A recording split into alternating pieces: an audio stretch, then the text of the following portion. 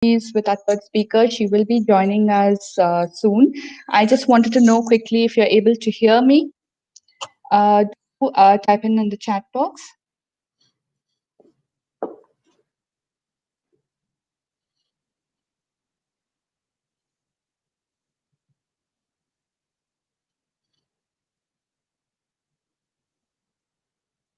Great. I think let's begin then without delaying it further. So, welcome to Clean Middle East Learning Through Dialogue webinar series organized by the Clean Middle East magazine with the support of our key sponsors, that is Reza Hygiene, TCL, and Intercare. Now, today in this session, we will be shedding light on how cleaning contracts have been redefined. So please do note that this particular session is in association with Chemex Chemical and Hygiene Products. And just a little bit of information on Chemex. They have their own brand of domestic and professional cleaning chemicals, which are among the most sought after cleaning products in the UAE today. And my name is Mika Anthony, and I will be host and moderator this afternoon.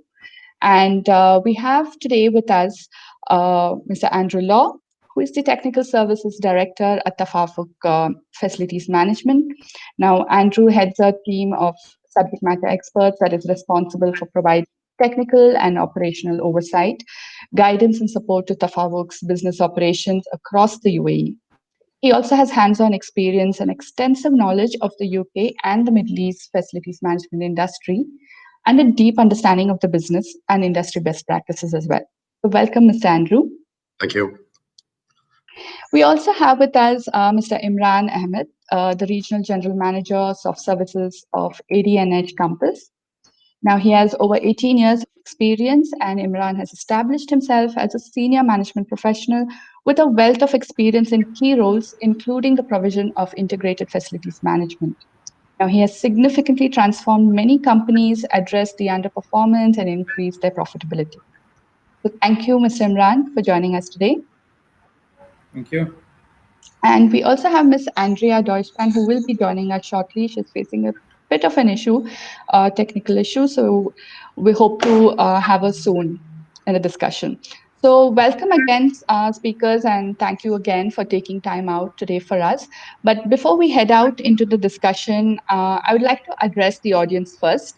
Now, a dialogue is definitely incomplete without your participation. So do feel free to use the chat box and make most of the opportunity to post your questions to our experts here. And let's try and understand the requirements of the cleaning contracts today, shall we? Now, the last few months have been nothing but a whirlwind for all of us. Now, especially for the professional cleaning industry and for the building service contractors. Now, there have been a lot of changes in the way we perceive what the health of a building is. Now, yes, there have been changes in the way we define what a healthy or a safe facility is now, but we're still all fighting the storm of the pandemic. And one wonders how this has kind of impacted the cleaning contracts in the process.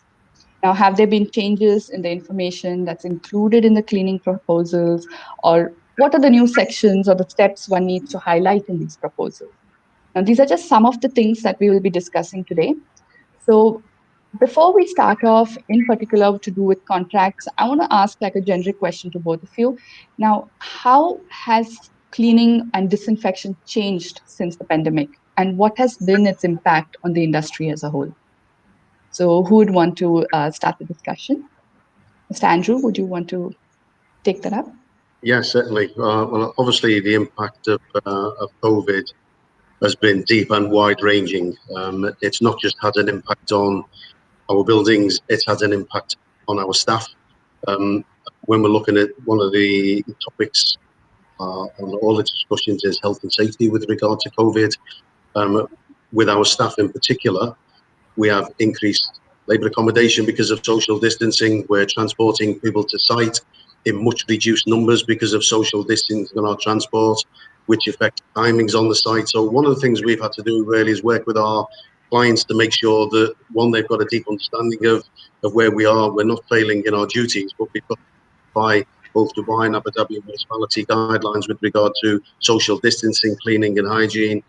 With regard to things like sanitation, the chemicals that are used currently today have been around, some of them for only a short time, for this very purpose. We've got a lot of cleaning chemicals that are industry standard, without naming brand names in a public forum, but the industry will recognise 2 or 3 of the leading contenders.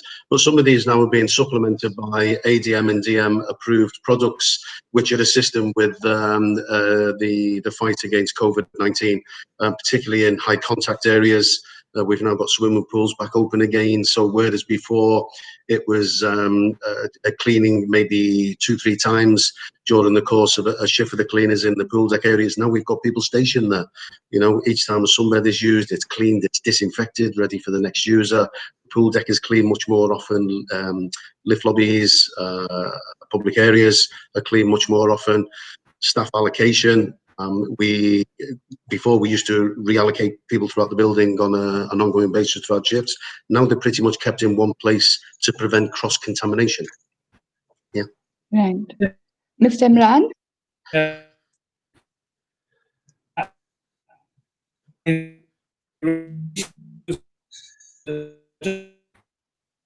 Unable to hear you, Mr. Imran.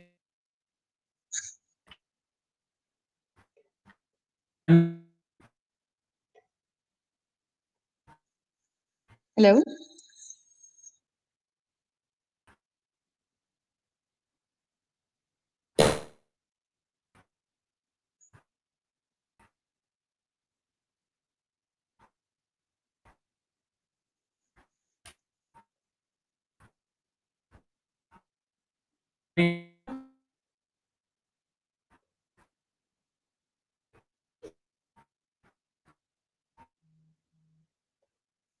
Mr. Imran, can you hear us?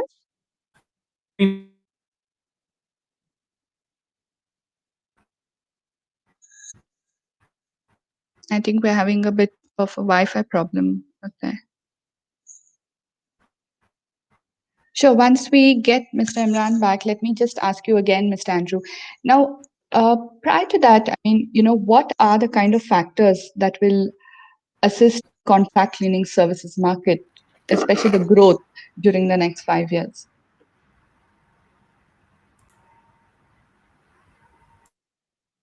You're on mute. All right, I just wanted to make sure if everyone's okay. So growth factors. I think if you're looking at the market sector generally, there's different growth factors affecting different areas of the world. Here in the GCC, we've probably got growth factors of, if you're looking at studies, between 4.9 and 5.1% over the next 5 years. In some areas, it'll be slightly higher. In some areas, it'll be slightly lower. Well, things like private commercial sanitisation. We used to do very little sanitisation works, but now there's a lot of call for sanitisation within the residential market and within the commercial market. If you have a person in an office with a positive COVID test, for example, there's a requirement to sanitise the office. This was never happened before. Now it's happening on a regular basis all over the Emirates. High contact public cleaning. This increases the labour allocation, which increases cost, which obviously increases the market turnover. And this is going to be a constant. We spoke briefly before the webinar started. People are talking about post-COVID. We're very much still in COVID. We might have opened up the borders of Dubai and Abu Dhabi in Dubai for returning guests, in Abu Dhabi for returning visa holders. But we're not post-COVID. We're all still wearing masks. We're still social distancing. We're still wearing gloves in public places. So for Tafarwuk, we're not post-COVID, nowhere near post-COVID. I'm sure Imran is the same with his business. But ultimately, things like output-based contracts and input-based contracts, this will change the marketplace, I feel. I first came to the GCC in 2007. And everything was input-based contracts. We want 40 cleaners, 10 security guards, 10 technicians, and this dictated the prices. Pretty much everyone's got the same labour rate.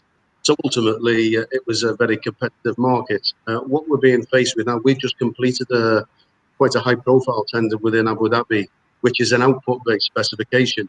So instead of cleaning between X time and X time, we have 24/7 control of the building. So we can do heavy cleaning within an evening now, which was before it was done during the day. So I think the migration from input to output-based contract is going to be a positive move. It'll certainly increase standards throughout the GCC. We're relying more on accurate cleaning data. There's a lot of smart technology coming into cleaning now. Smart watches, smart bathrooms. As I say, the tender it's gone in on Sunday, is utilising the CAFM system for cleaning activities, and a lot of this is quality control. So if there's an area that is not as good as everywhere else, just by looking at the CAFM system, the client can see which cleaner is allocated to the area. So it's very easy to quality control. So the use of technology, output-based contracts, not input-based contracts, increased cleaning, because people will still be wanting to see a very physical presence from the cleaning team, sanitization. Personally, I believe these will all be contributory factors to market growth. That's right. Thank you so much. Mr. Imran, are you able to hear us now?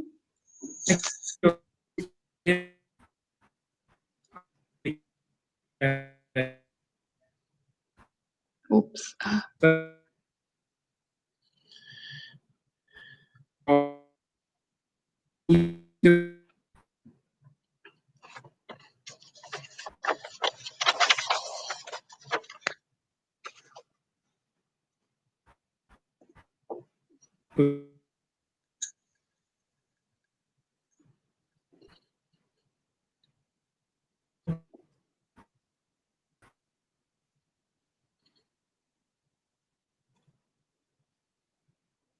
I definitely would like to apologize to everyone. We're having a lot of technical difficulties this afternoon.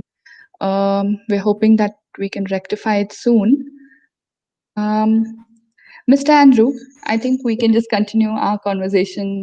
Mr. Andrew? Yes. I'm not able to see you. No, my video is, let me turn off and turn on again. My video is engaged. Oh, it may, okay. yeah, it may well be. I can see it. Is it coming back? My video, my speaker and video is engaged, Mega. Okay. So not able to see you, but that's all right. We will just continue. Mega, can you hear me now? Am I? Oh, yes. Yeah, we yes, can hear wonderful. you. Yeah. Welcome back. Welcome back. Okay.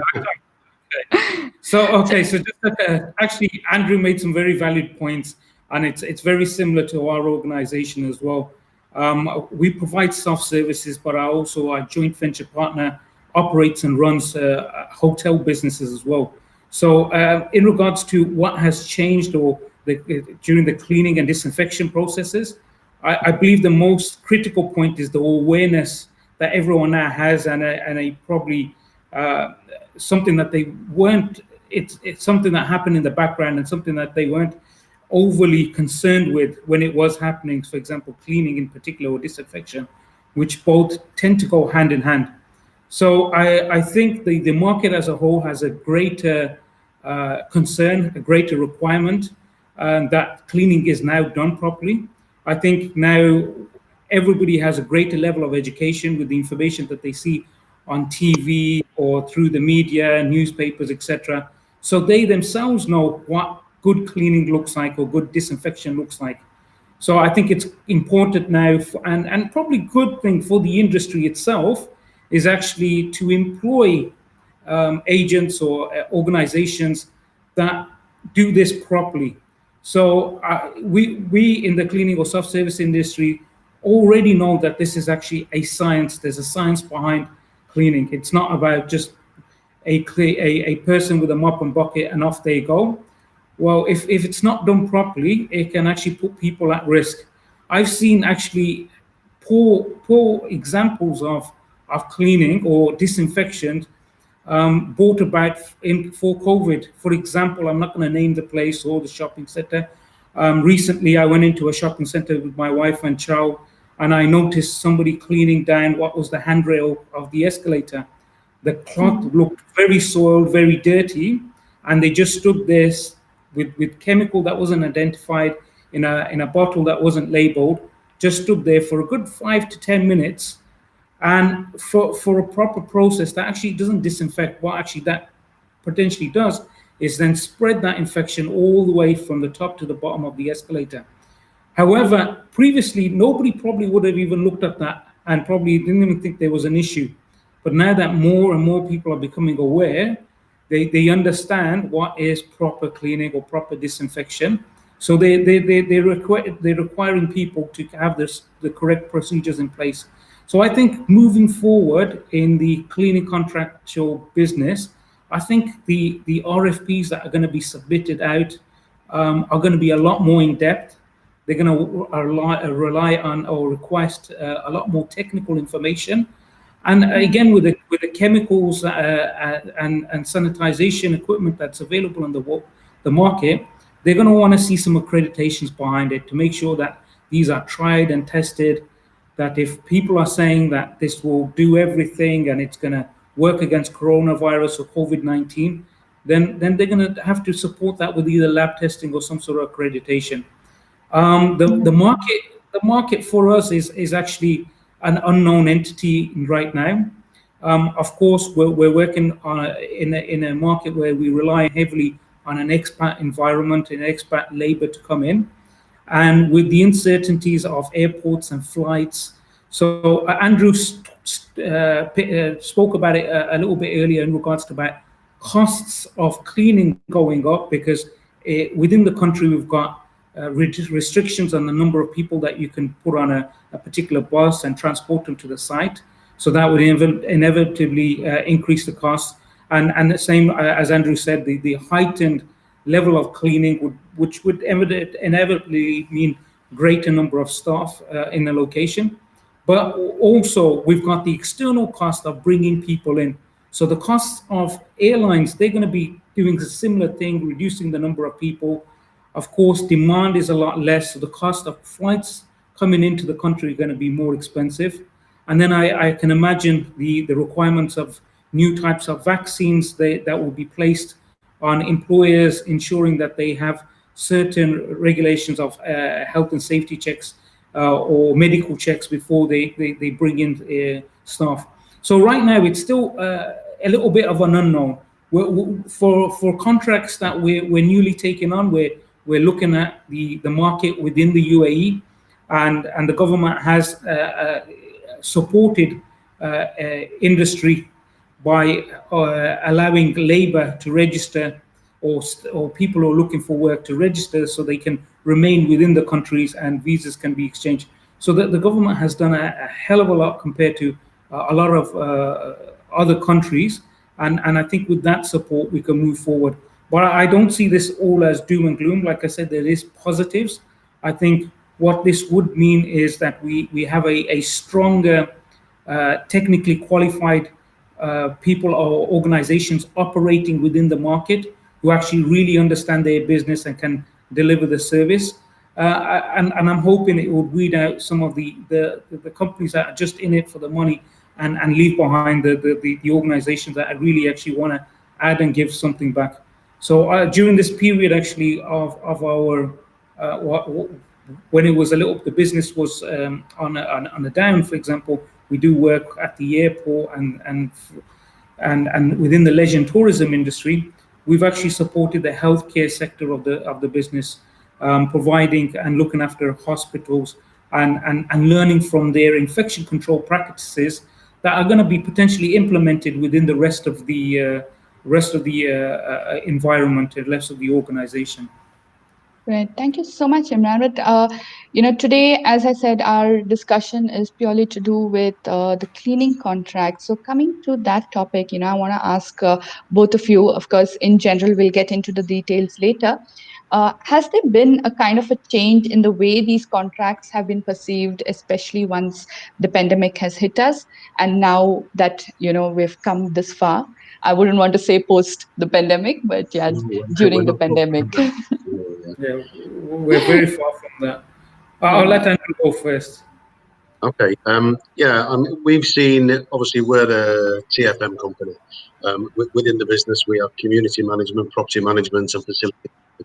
So we cover the whole range of the business. I think from a contracts perspective, it's put a big focus onto the cleaning element.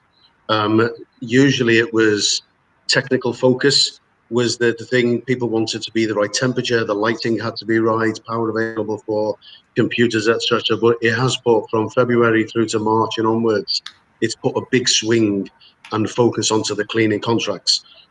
We've had contracts that were suspended. We too operate in the leisure industry and the retail industry. Large shopping malls closed for indefined periods of time. So we've used the opportunity. We've reallocated all the staff. There's nobody within the Eltisam group. Not one person has been laid off due to COVID, but we've redeployed other staff. There are additional costs, obviously, to the company. There are no opportunities for us to go back to the client. You know, it's a contract's a contract. We have to honor it, and this is, you have upsides and downsides of output-based contracts. This is one of the downsides. But ultimately, we've utilised the labour. We've improved the training. We're a BICS accredited company. We have a BICS accredited training academy. We've got BICS accredited assessors. So really, we've been focusing on the service deliverables, the cleaning element, particularly when Dubai and Abu Dhabi had different guidelines. We were both in lockdown at different times. We were in lockdown for different durations. When Dubai lifted their lockdowns, Abu Dhabi was still in lockdown. So ultimately, we focused very much on the service delivery to the contracts and worked with the clients, because ultimately they need a visible presence. Imran was making reference there to products available in the marketplace now. There are some people who are making quite extraordinary claims about how effective and efficient their products are. And ultimately, you know, we have a 12-hour shift for a cleaner.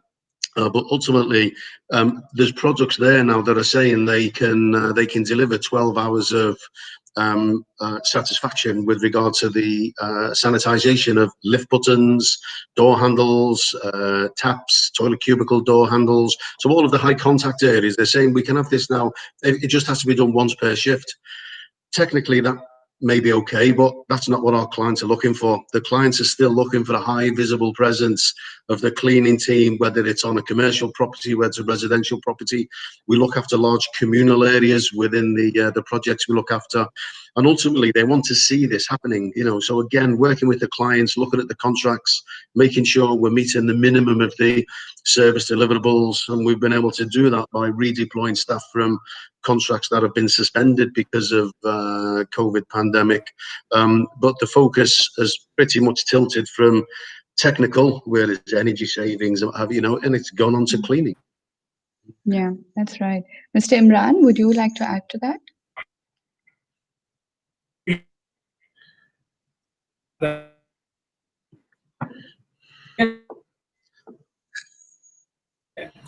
We are very much so still in a process, in a period of COVID-19. So things are changing on a day-to-day basis, and we're learning and developing how we run and operate. We've still got a lot of contracts that we've still got suspended or haven't returned to full operation. And our clients are now looking at us, and where we have scope of works and contracts that we currently operate, they've looked at it and said, how within the current means or with our current agreement, how can we deliver the additional requirements during this COVID period? For example, the extra sanitization. However, everyone still has a budget that they need to run or operate with, but they want to bring their businesses back online, and keep everyone safe. That's visitors and their facility staff and faculty, etc. So at the moment, within the contracts or managing within the contracts, it's almost a case-by-case basis that we're sitting down with the client. We're asking them, how can we support you during this period of time? And what would that look like in the future as well? So we know we're in it with them. So if we can keep them in a good place and get their businesses back online and support them during this time, then hopefully we should see that benefit later on. It's tough on everyone in every market right now. I don't think anyone hasn't been negatively affected. Even some of our larger chemical suppliers, for them it's actually been kind of tough in regards to the demand, keeping up with the demand and the types of chemicals that they've been selling as well. So I'm not saying that any one organization, particular organization, has benefited from this. and we surely haven't as well. So as a cleaning organization, people probably think, so we're a catering and cleaning organization. So as a cleaning organization, people may think, oh, we've had greater demand and our clients want more service. It hasn't been entirely that way. There is places that a lot of our organizations are working from home. And I think moving down the line, there might be a bigger picture in regards to how many organizations may decide to come back and occupy offices. They might have gone through a period of saying, oh, well, we've reduced costs. We don't need to look after buildings and facilities. So maybe down the line, there might be that question. However, I know from working, a lot of our staff or our clientele working from home, they're actually very keen and eager to get back into a public space and engage with other people, which we're hoping would bring us back to some sort of normality sooner rather than later. Of course, that's interesting that you would say that, and definitely, maybe the service providers have a different story, but there is a kind of a demand for the suppliers, the cleaning products. So, but I want to know from both of you, as service providers, what are the kind of expectations you have from suppliers of cleaning products now that the market has kind of opened up? Okay, well, I think we've both touched on this already, but I think what become traditionally used chemicals, solutions, solvents, etc. It's changing. One of the things that we've looked at is we've got a big push from our clients for environmentally friendly chemicals, pH neutral chemicals. But what we've also got to look at is, our cleaning team and the carts they have going around the communities and the property they look after. They can't get bigger and bigger. Eventually, it's going to be too big to fit in an elevator if we keep going with their single-use products. So we've got to be looking at multi-use products wherever possible. We are looking at environmentally friendly product. We're dealing with two companies in particular, one of them which is an in-house company on chemicals that will satisfy the needs for environmentally friendly and pH neutral. We've also got a requirement for, we've got a project which is water-based. It's right on the edge of Ream Island. So we've got to make sure that we're not contaminating marine life. But to say, as we move forward, we've got to be looking at wholesale changes to the way the industry operates. Everybody comes with different products. There's a different supplier. You go around Musafir area, there are dozens and dozens of suppliers with dozens and dozens of products. We need to standardize. The industry needs to take control. Imran made a very good point before about people backing up their claims. We're a BICS accredited cleaning contractor. We've got a BICS accredited academy with BICS accredited assessors. We're audited by BICS to make sure this is the case. We can't just make a claim with this. It's the same ISO 45001 for our safety standards. As an industry, we've got to prove evidentially to an external company, an international standard, that we're capable of delivering the service to the standard required. Then the industry needs to be supporting the claims that they're making and have a regulatory body that gives definition to these products. Some of them might be, it might deliver a high service, but is it high risk? Is it an irritant? We can't be using products that are irritant to the cleaning team. PPE is a last resort. We shouldn't be using PPE to counteract the effects of a chemical that's being used, however mild the irritant effect is. So for us now, I think Imran alluded to it from my own point of view. We need to have in the industry better regulated, better validation of the claims that are being made. So when we are purchasing products, particularly, if you're looking at a COVID virus, if they're saying it's got an 8-hour disinfection rate, then they need to be able to demonstrate that it's got an 8-hour disinfection rate, not 20 minutes. Otherwise, people are going to be contaminated with it. That's true. I would pretty much agree with everything that Andrew just said there. So again, some very, very valid points. And in regards to standards and accreditations and something of where we can hold people accountable to. So look, in Europe and Britain, for example, where I'm from, and I believe Andrew's from, we have something called British standards or European standards. In the UAE, we haven't reached to that level yet. However, within Dubai, the Dubai municipality themselves have gone through that and accredited some products or organizations that meet criteria where they feel will be able to provide a product or a service.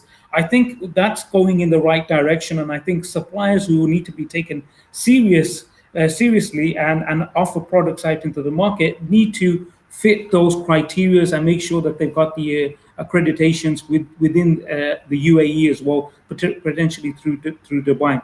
What I would also want to add as well is during the initial COVID crisis, when it all started, there was a massive a supply chain issue in regards to some of the chemicals that was available on the market that were accredited and people knew about. They were actually snapped off the shelves really quickly, and this probably goes down even to the retail lines. For example, Clorox wipe, even potentially even PPE, etc. So we now need to know how we're going to be meeting and dealing with that demand. Again, some of the bigger chemical suppliers actually have sites or factories within the UAE that are licensed for either America or US and are able to deliver them products and services here. So when we're looking at the suppliers, we also need to be aware of the supply chain. So at the moment, we've got lots of different variety of chemicals or equipments on the market. But if we look at the ones that really deliver and actually are either value for money and actually do what they're supposed to, it's only limited to a real handful of suppliers that we would go to. So if we're just going to a handful of suppliers, we need to have assurances that their supply chain is solid, that they have sufficient stock within the UAE to supply demand for, God forbid, if we're cut off or from externally. So I think it's all of that from the suppliers. And then my secondary thing would be is the support and training. So everybody's going through a different way of operating or running in their environment with different requirements from each of the client and legislation or rules or regulations changing on a daily basis. So we would need that support from our suppliers. So it's like a chain flow process. So if we're getting something or some changes are happening, we want the suppliers to react equally to that. So if it's an introduction to a new type of chemical, that they need to come and support us, provide the training, provide the documentation, and make sure that they're actually with us from start to end and then onwards to continue with that particular support. That's right. We, in fact, have a question that's come from the audience from Mr. Subhendu. He says, "Do you see litigation risks in the new change scenario? And as you take up cleaning services, and then you are liable in case there are outbreaks in the area which you service?" Do you want to take it first, Imran? You seem to be following me all the time. We have the same All train right, of thought. I'll go for this one then. Look, in anything that we do in our organization, in cleaning, and we're a catering organization as well. So in everything that we currently do, there will be some sort of litigations. However, we must operate and run to either the best practices or the rules and regulations that are set forward. So if we make a claim and say we will provide this and we would ensure that there's 100% disinfected, then we must deliver. If we're not making those claims, then of course we can't be held bound to them. We would equally work with our supply chain and our procurement team to make sure that they've done their due diligence to making sure that we can deliver according to that. But all of those litigation is here already in the current environment. For example, like I said, we're a catering organization. We need to make sure that all the meals that we serve are safe to eat. And if they're not, then of course somebody will come back to us. Again, in the cleaning environment, we also work in hospitals and healthcare facilities where infection control is absolutely critical. And if we clean an operating theater, we make sure that we follow through and do all our due diligence. Our supervisors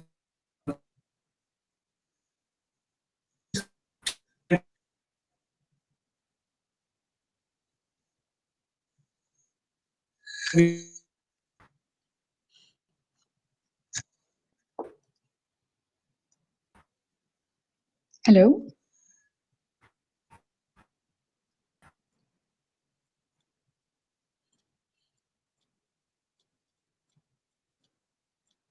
you want me to pick up, Mega? I think Yeah. we let's wait for Imran. But in the meantime, Mr. Andrew, now I wanted to know from you, how have you changed your deliverables? Given the current situation, what are the kind of demands you're seeing from your clients, from your end users?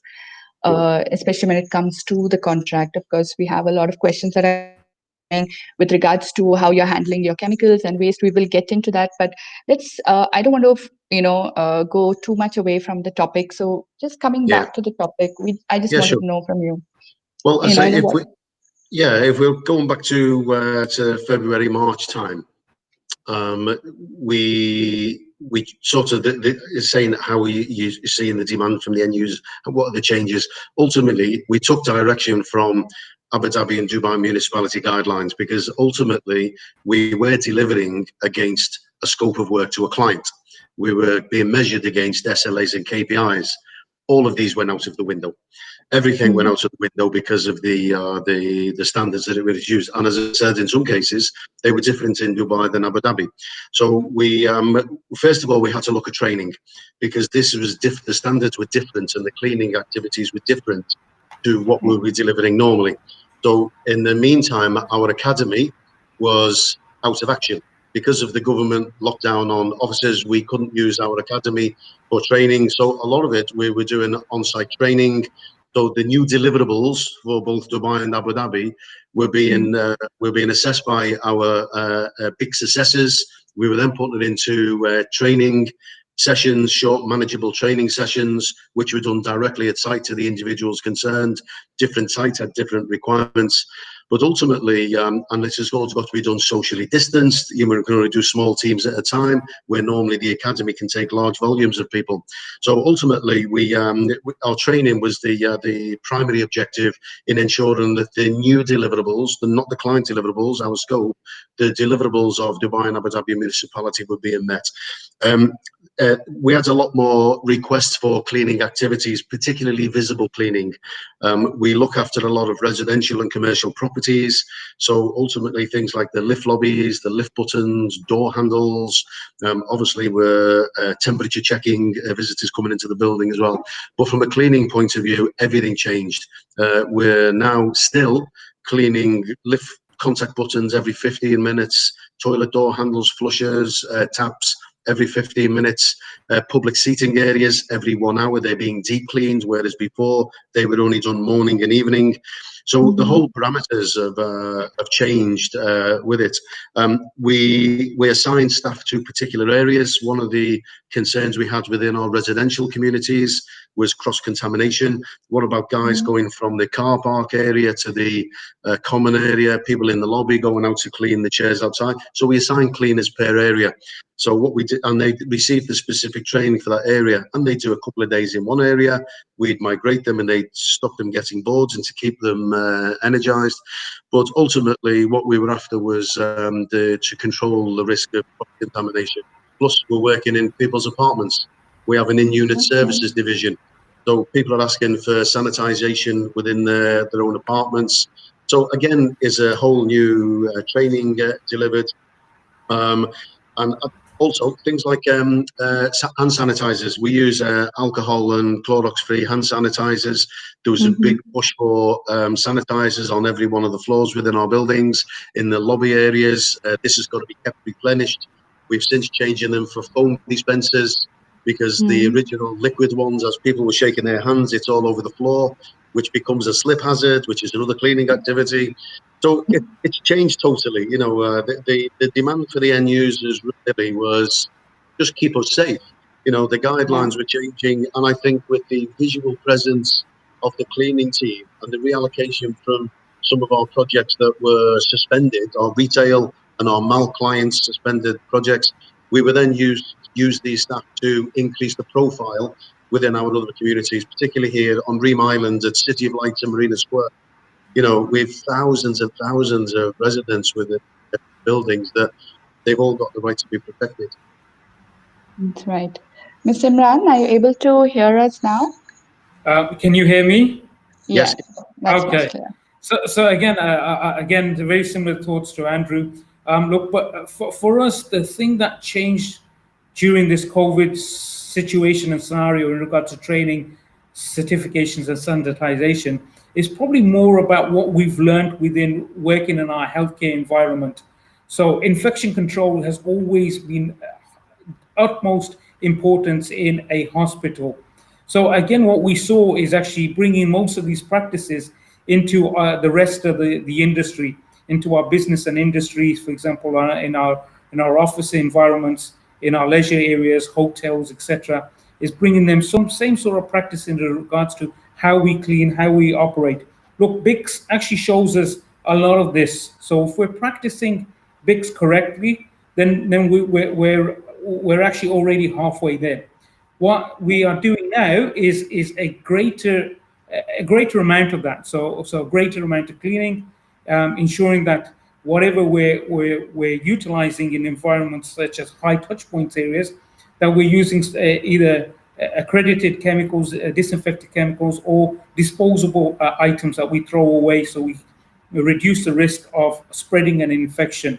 So I think these are the things that we critically developed and implemented into the rest of our business. But the great thing about our organizations is everything we do has a process to it. We have a standard operating process for each of the tasks that we perform. And if we don't do it, then our occupational health safety team, our operations team, and our training team jointly would develop one and implement that into the site. So I think for us, it's critical in regards to for the staff to be operating in a correct manner and following procedures, is making it easier for them.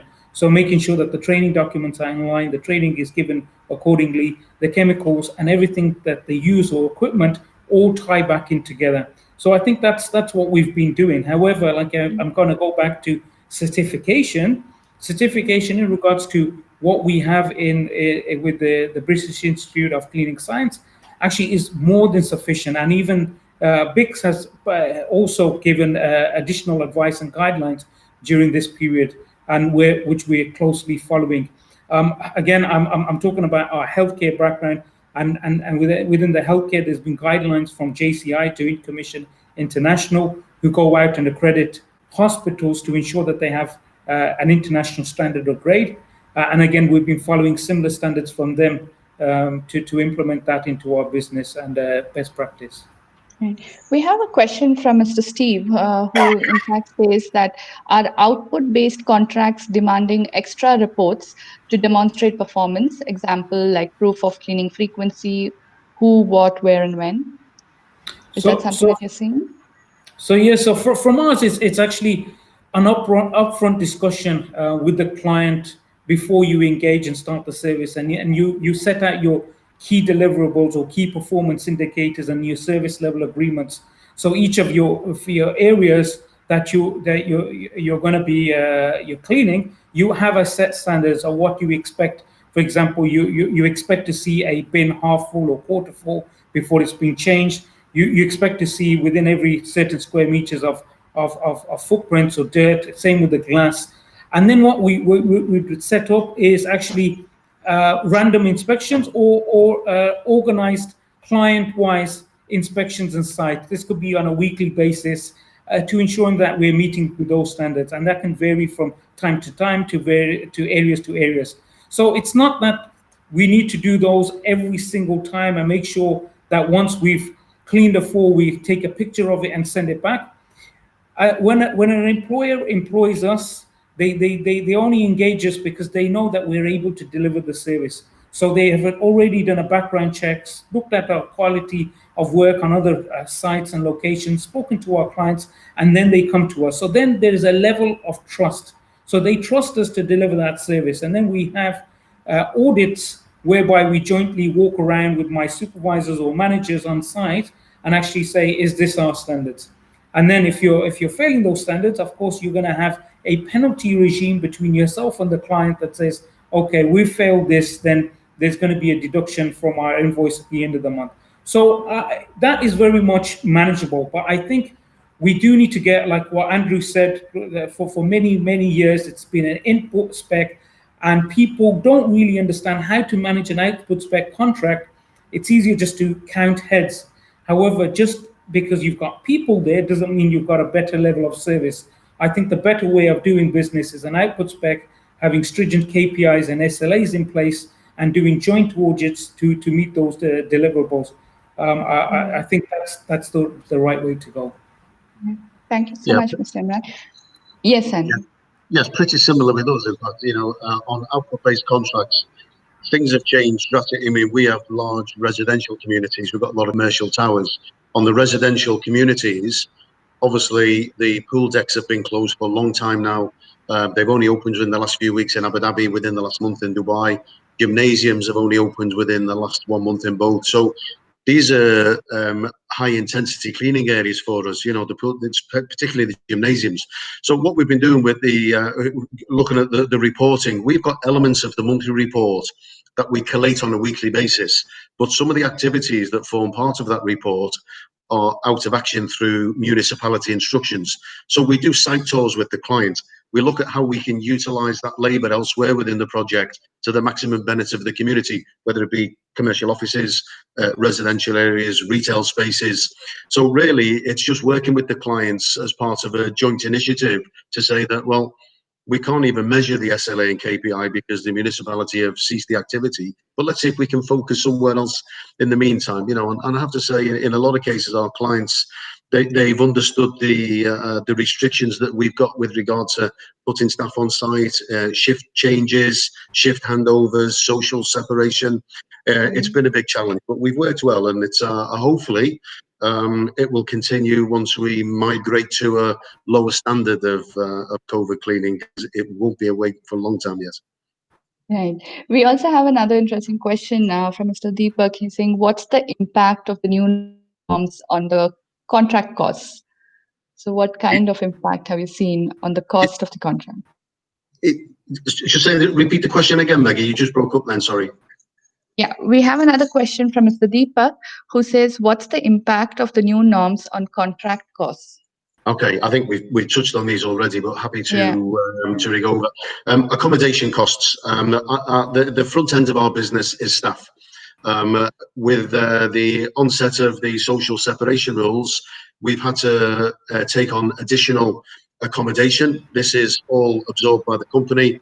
We've took on additional accommodation to ensure social separations taking place. We've done the same with vehicles. We've had to increase the fleet sizes to ensure that we've got the delivery to and from of our staff. We've also had to put isolation units in place. We have had COVID positive members of staff that we've had to put into isolation, but we've also got to isolate staff that they've been working with to make sure that we're not cross-contaminating meals.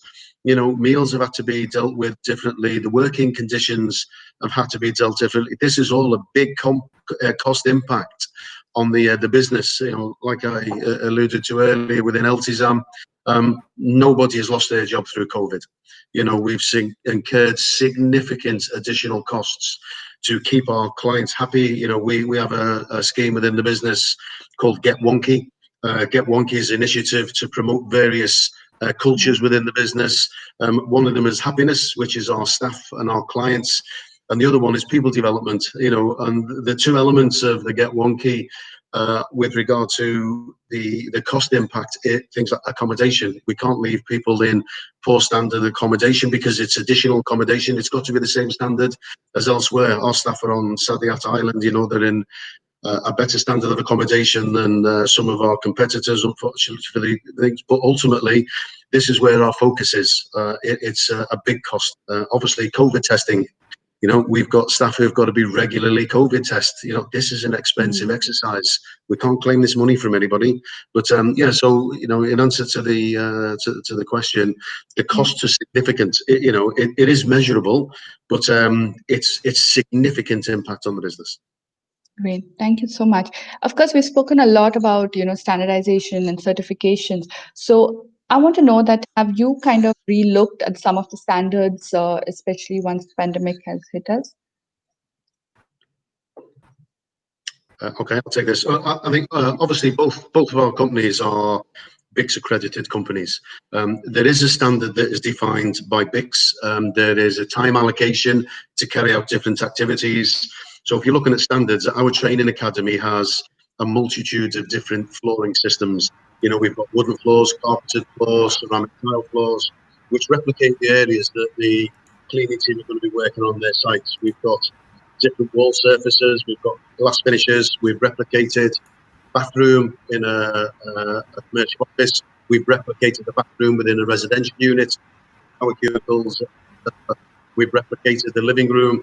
So all of the standards that we deliver to the teams is consistent. In some cases where we've got particular finishes on some sites rather than others, we've replicated those finishes within the training academy.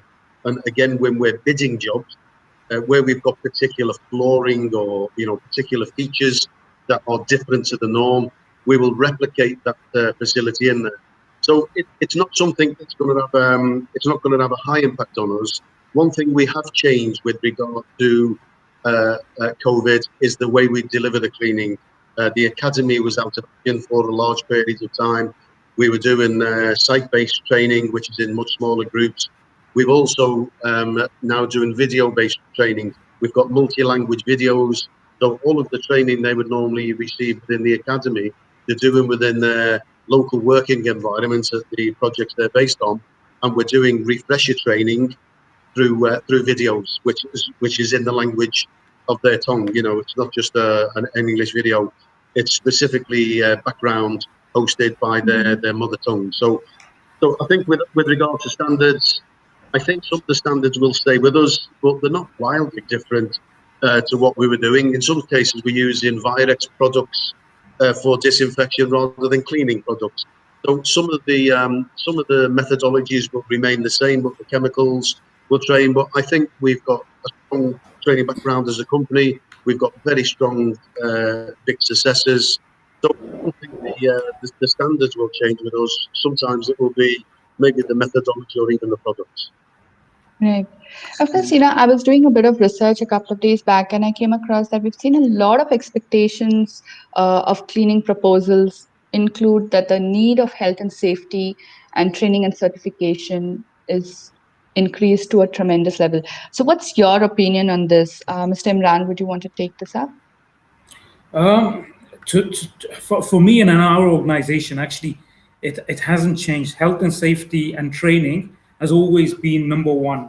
We operate on an international platform, so globally. So we operate to standards and systems that have been set up across the world. And we, for us, the changes I think has been around keeping our staff safe in environments where they can potentially get coronavirus.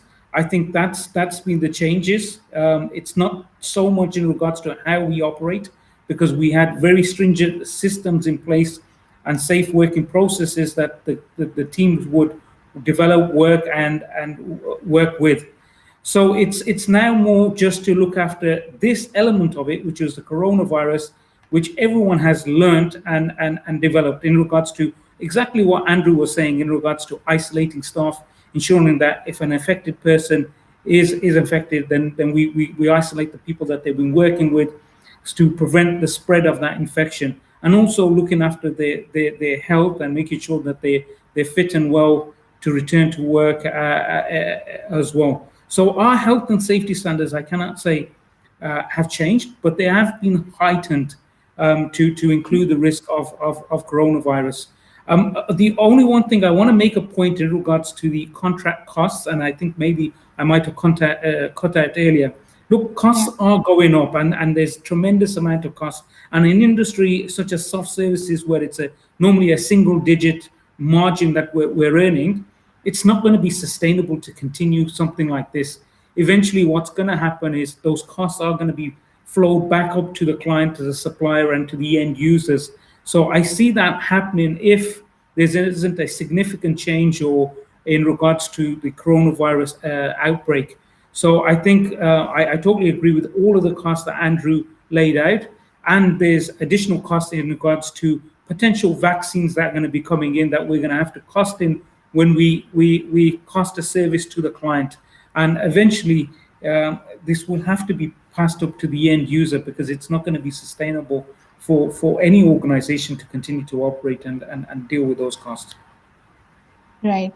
I wanted to turn the discussion towards the KPI system. How does that work now? In fact, recently I was an attendee in a webinar where a housekeeper kind of mentioned that how they've done away with the credit system for the cleaning attendants because, given the new rules and increased safety requirements, they kind of recognize that the attendants will take a lot more time to clean a specific room.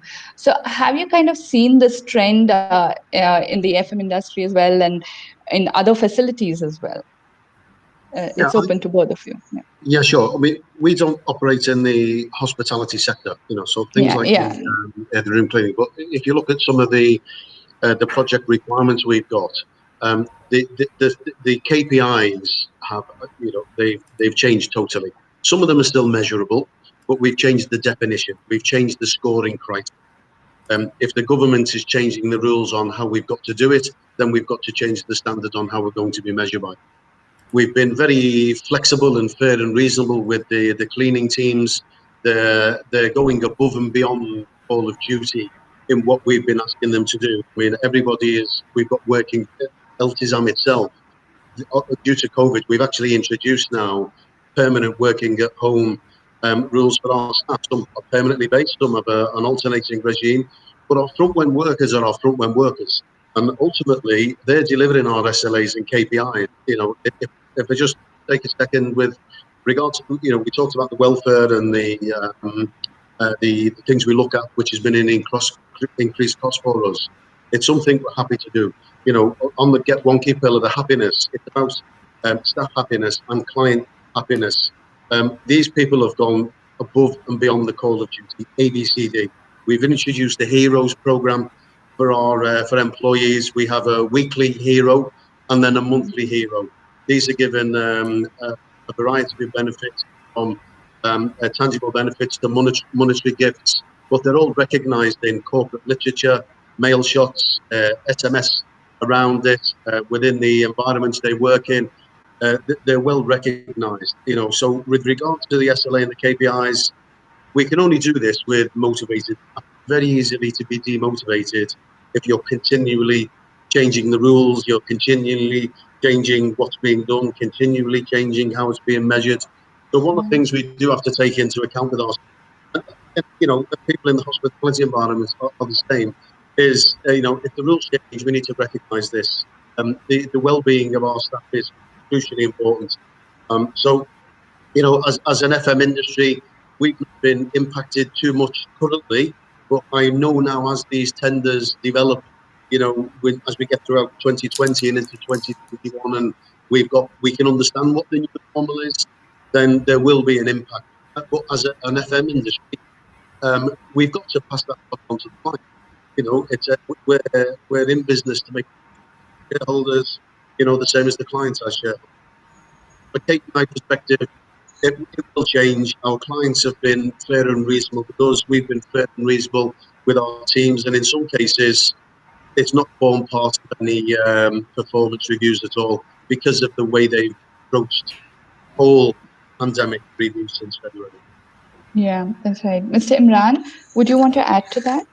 Yeah, in regards to KPIs, especially KPIs or form part of agreements that we have with our clients, and these are normally set up at the time the contract is awarded or tendered out. Right now, the KPIs that we are operating with are probably pre-COVID scenario.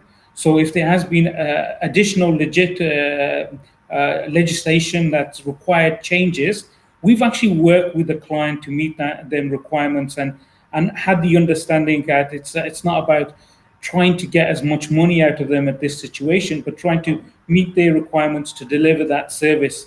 But as Andrew probably alluded to a little bit about tenders and one that he's probably just submitted on Sunday, I think procurement departments and end users will have a different set of KPIs coming out that will deal with the COVID scenario and situation. So I think what they're going to be cautious about is if they have KPIs that are more stringent and more difficult to deliver, then of course the cost of the service inevitably will go up. So there's going to be a balance between whether or not do they foresee this COVID scenario carrying on for a term of a contract, which normally is between 2 to 3 years, or do they see this as a short term that something will change? So I could see that there can be a different set of KPIs within new tenders coming out that will look at the COVID scenario now and then have indications of sitting down and discussion or opening up when COVID ends or changes. So I think KPIs right now it's changing with the scenario, and it's one to watch, I suppose. Right. Thank you so much. And of course, I'd just like to mention to the audience, we do just have a couple of minutes left with our experts. So do post in your questions, anything with respect to the cleaning contracts. So Mr. Andrew and Mr. Imran, do you have any sort of a closing remark that you would want to state, like the key kind of takeaways, especially when it comes to, cleaning proposals or cleaning contracts, what one should keep in mind? Yeah, I think some of the things, the highlights for me sit around fair and reasonable expectations. Everybody come March, it just went crazy. The whole industry went crazy, not just in the GCC, worldwide. The whole industry went crazy. We didn't know how to approach it. I think from an FM's perspective, we need clients to recognize that we don't have cleaning staff growing on trees. To say they want 30 more cleaners, we both of the companies that Imran and I represent are BICS accredited suppliers. To be a BICS accredited supplier, you need to train somebody to a particular standard. They're not sitting in our office waiting for another COVID or anything. So it's managing the expectations of clients. Secondly, is the deliverables and some of the methodology. We talked about cleaning chemicals. We're regulated as an industry. We're regulated. There is an FM standard. There is an ISO standard for there's an ISO standard for health and safety. There's a BIC standard. We're a regulated environment and we're a policed environment. But it would be nice to have the industries that support our industry to be regulated and controlled as well. And Mr. Imran? What I want to say is right now the industry or the market itself, organizations, everyone is suffering right now. So I can see when things start to open up back again, that people would look to save costs where they've lost money, or some organizations have even gone out of business, or they want to get back on their feet. They probably want to look costs. I'd want everyone to be reasonable in regards to when they're looking out and not have a race to the bottom and just cut standards, cut costs, still be cautious in regards to what they're looking for, and be selective in regards to choosing their service providers. There's a lot of organizations out there that claim they can do disinfection or sanitizations. Almost like what Andrew was saying is I hope they go back if there isn't an accredited body that they can refer to, but they can follow up and make sure that they've done their due diligence and picked the correct partner.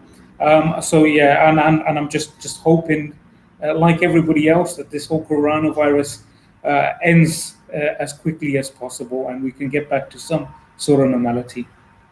Yes, I guess until then we need to make do with the new normal, as we all are.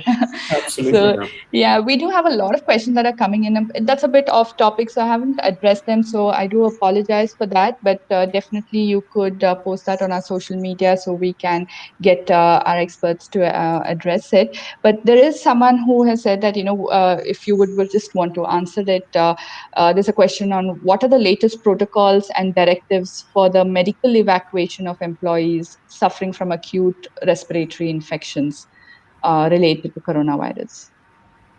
Would you happen to?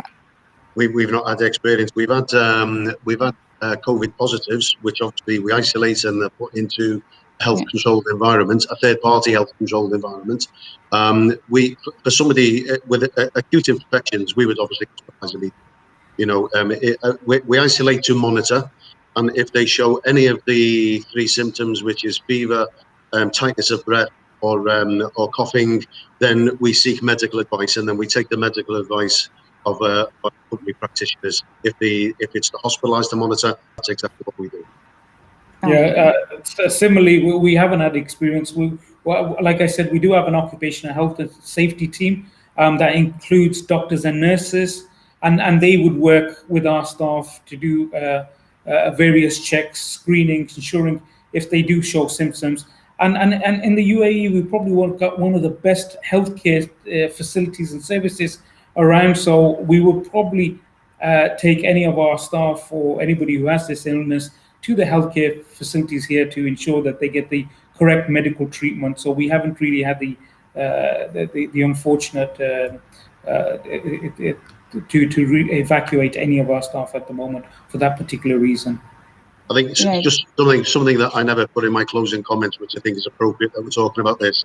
Our HR team have been absolutely amazing, everybody, during the course of this, with the additional accommodation, additional transportation, arranging for COVID testing. You know, everything they've done is behind the scenes and is largely unrewarded, but each of them, they've been absolutely an amazing support to the business. We couldn't have operated effectively without them. I think the entire service industry has definitely, stepped up to the challenge, especially the cleaning industry. And we've kind of seen that, over the last few months. And finally, they're getting the kind of due credit that they definitely deserve. And I'm really glad for that. So thank you again. And Miss Andrea does send her apologies. She was having a lot of technical difficulty. She was unable to join us. But definitely thank you, both of you. And it was certainly a very interesting way of, redefining the cleaning contract together. And we do hope, in the coming months, we can set better standards in the industry via these contracts. And I want to take this opportunity to thank you, Mr. Imran and Mr. Andrew personally, and for joining us here today. And we also thank you. And we also want to thank our session sponsor, Chemex Chemicals and Hygiene Products, and our key sponsors, Reza Hygiene, TCL, and Intercare for supporting our initiative. And most importantly, want to thank all the audience members who've taken their time out to listen to us. We certainly hope it was engaging and informative for you. And we look forward to hosting many such more engaging discussions, so that do spread the word and stay tuned to our social media pages. If you have any questions, as I said earlier, do post it on our social media handles, and we'll definitely keep the dialogue going. So thanks again. And until next time, this is Megha Anthony. Thank you very much. Thank you. Thank you, guys. Thank you. Bye-bye now. Bye.